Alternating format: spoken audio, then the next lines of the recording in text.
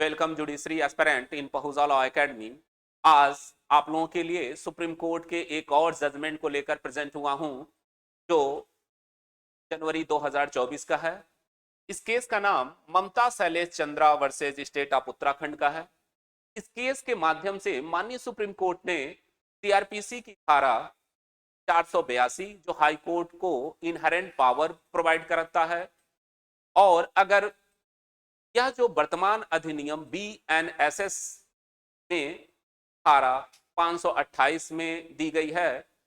तो इस धारा का सुप्रीम कोर्ट ने इंटरप्रिटेट किया और यह कहा कि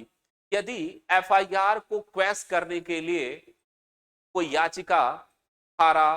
482 के तहत हाई कोर्ट में लंबित है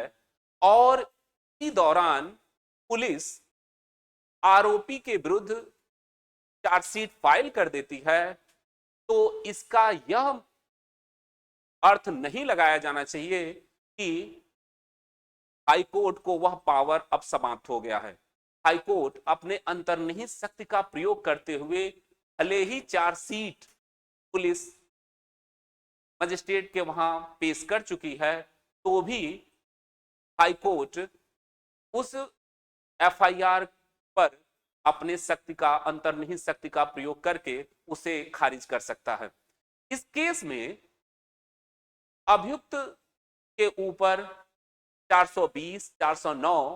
के तहत एफआईआर दर्ज हुआ और अभियुक्त ने इस एफआईआर को क्वेश करने के लिए एक याचिका हाई कोर्ट में पेश की 482 के तहत। लेकिन जब याचिका लंबित थी, इसी दौरान पुलिस आरोपी के खिलाफ चार्जशीट पेश करती है, तो माननीय हाई कोर्ट ने क्या कहते हुए याचिका को खारिज कर दिया कि अब उसके विरुद्ध हम सुनवाई नहीं कर सकते क्योंकि चार्जशीट पेश हो गई है। इस आदेश के विरुद्ध अभियुक्त सुप्रीम कोर्ट में अपील करता है। सुप्रीम कोर्ट ने यह अब निर्धारित किया कि भले ही आरोपी के खिलाफ चार्जशीट पेश की गई हो और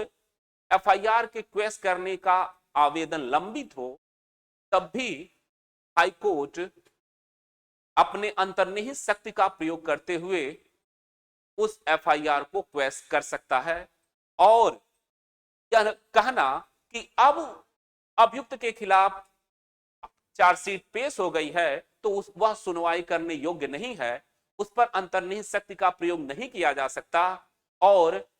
इस आधार पर एफआईआर पेश करने की याचिका की सुनवाई न करना यह न्यायोचित नहीं है। हाई कोर्ट अपने अंतर्निहित शक्ति का प्रयोग करते हुए भले ही चार्जशीट पेश कर दी गई, अगर याचिका लंबित है तब भी वह इस पर सुनवाई कर सकता है। तो यह एक इंपॉर्टेंट जजमेंट है आपके जुडिशरी के एग्जाम के लिए, खासकर प्रारंभिक परीक्षा के लिए और मेंस के एग्जाम के लिए, कि क्या अगर आपसे मेंस में कोई प्रॉब्लम बना के पूछा जाए कि क्या एफआईआर को किसी सेक्शन में पेश किया जा सकता है, तो वह 482 है और अगर याचिका लंबित है फिर भी पुलिस आरोपी के खिलाफ, अभियुक्त के खिलाफ चार्जशीट पेश कर देती है, तो इसका यह अर्थ नहीं लगाया जाएगा कि हाई कोर्ट की अंतर्निहित शक्ति का प्रयोग अब समाप्त हो गया है। वह इस शक्ति का प्रयोग तब भी कर सकता है जब चार्जशीट अभियुक्त के खिलाफ पेश कर दी गई है। तो इसी इंफॉर्मेशन को देने के लिए मैं प्रेजेंट हुआ था। धन्यवाद।